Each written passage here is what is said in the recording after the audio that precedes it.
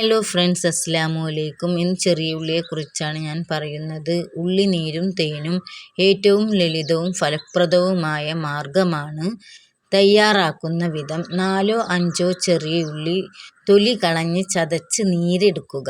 ഇതിലേക്ക് 1 ടീസ്പൂൺ ശുദ്ധമായ തേൻ ചേർക്കുക. ഉപയോഗക്രമം: ഈ മിശ്രിതം ദിവസവും 2 നേരം വീതം കഴിക്കുന്നത് തൊണ്ടവേദനയും കഫക്കെട്ടിനും ആശ്വാസം നൽകും.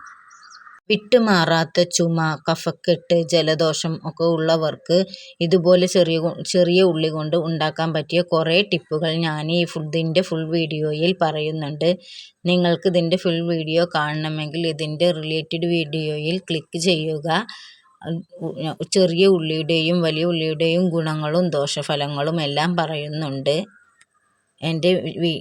ഇതുപോലുള്ള നല്ല വീഡിയോകൾക്കായി എൻ്റെ ചാനൽ ഒന്ന് സബ്സ്ക്രൈബ് ചെയ്യണേ.